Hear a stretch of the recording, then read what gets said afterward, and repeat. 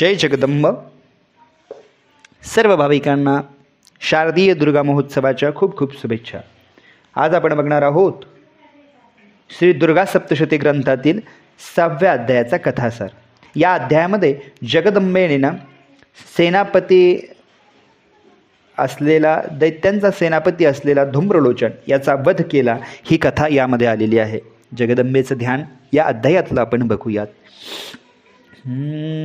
ओम नागाधीश्वरी बैसली फनिमनी दीप्तानळे शोभली, देही कांती अशी दिवाकर जशे नेत्रत्रये रेखिली, माला कुंभ कपालंभुजकरा चंद्रार्थ डोये दिसे, सर्वज्ञेश्वर भैरवांगिनी अशे पद्मावती ध्यात असे.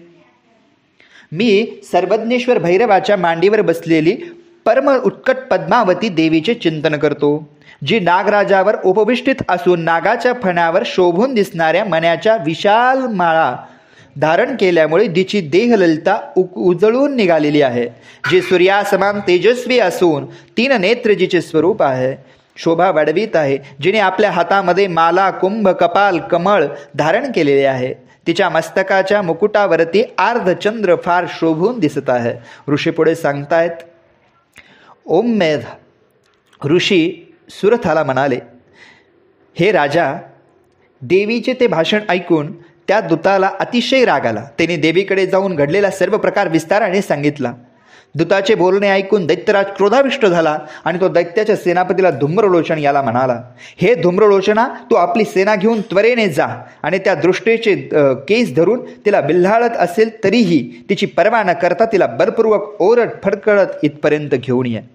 त्या समय तिच्या रक्षणासाठी जो कोणी उभा ठाकेल, देव यक्ष गंधर्व कोणीही असला तरी त्याला अवश्य ठार कर. ऋषी सांगतायत, हे राजा, याप्रमाणे त्याने आज्ञा करताच तो धूम्रलोचन 60,000 असुरांची सेना घेऊन त्वरेने गेला. त्याने हिमालयात राहणाऱ्या त्या देवीला पाहिले आणि तिला उद्देशून मोठ्याने ओरडून म्हणाला, तू मुकाट्याने शुंभ आणि शुंभाकडे चल. त्या समयी तू स्वखुशीने माझ्या स्वामीकडे आली नाहीस तर मी तुला बळजबरी केस ओढून फरकत घेऊन जाईल. त्यावरती जगदंबा त्यांना म्हणते, तुला दैत्यराजाने पाठवलेले आहे. तू स्वतः सामर्थ्यवान आहेस, विशाल सेनेला घेऊनही आलेला आहेस. अशा परिस्थितीत तू मला जबरदस्तीने नेऊ लागलास तर मी तुला काय विरोध करणार, असे जगदंबा त्याला अत्यंत नम्रतेने म्हणलेली आहे. ऋषी म्हणाले, हे राजा, तिने असे म्हणताच तो धूम्रलोचन असुर तिच्या अंगावरती धावून गेला. तेव्हा त्या अंबिकेने नुसते हुंकारानेच त्याला भस्मसात केले. त्यामुळे संतप्त झालेल्या दैत्यांची ती विशाल सेना अंबिका यांनी एकमेकावर तीक्ष्ण बाण, शक्ती, परशु यांचा जणू वर्षावच केला. तेव्हा देवीचा वाहन असलेला सिंह क्रोधवेशाने भयंकर गर्जना करून आपली आयाळ पिंजारून मोठ्या आवेशाने असुर सेनेला झेपवले आणि त्याने काही दैत्यांच्या पंजांना फटकाऱ्याने, काहींनी आपल्या जबड्याने तर काहींनी महादैत्यांचे विखळे मारून ओठाजवळ दाढाने रगडून ठार केले. त्या सिंहाने आपल्या नखांनी कित्येकांचे पोटे फाडले तर पंजाने जबड्याने कित्येकांचे मस्तके धडावेगळे केले. त्यांनी कित्येकांची मस्तके हात विछिन्न केले. इतकेच नव्हे तर आयाळ पिंजारलेला तो संतप्त सिंह काहींचे पोटे फाडून त्यातले रक्त प्यायला लागला.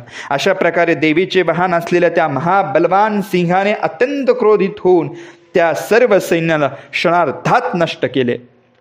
तेव्हा देवीने शूल नावाच्या दैत्यास ठार केले व तिच्या सिंहाने संपूर्ण सेनेचा विनाश केल्याचं वृत्त ऐकताच दैत्यराज धूम्रलोचन भयंकर राग आला व त्याने ओठ संतापाने थरथरू लागले. त्याने चंड व मुंड नामक 2 महादैत्यांना आज्ञा दिली, हे चंडा, हे मुंडा, तुम्ही प्रचंड सेना घेऊन तेथे जा आणि गेल्याबरोबर तिला धरून तत्काळ घेऊन या. तिचे केस धरून तिला ओढत आणा किंवा बांधून आणा. तिला अशा प्रकारे आणण्यासाठी तुम्हाला काही संशय वाटत असेल तर तुम्ही सर्व असुरांनी आपल्या सर्व प्रकारच्या आयुधांनी तिला ठार करा. त्या दृष्ट स्त्रीला मारल्यावर तिच्या सिंहावर पडाव केल्यावर तुम्ही त्वरेने परत या व येताना त्या अंबिकेला बांधून आणा.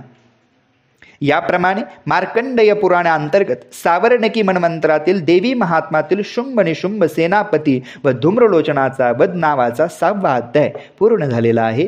तो आपण जगदंबे चरणी अर्पण करू. पुढील अध्यायात लवकरच भेटू. झालेली सेवा जगदंबे चरणी अर्पण. तत्सत् जगदंबार्पणमस्तु. रेणुका माता की जय, तुळजा भवानी माता की जय, सप्तशृंगी माता की जय, महालक्ष्मी माता की जय. आई राजा उदे उदे, सदानंदीचा उदे उदे, जगज्जननी जगदंबा माता की जय.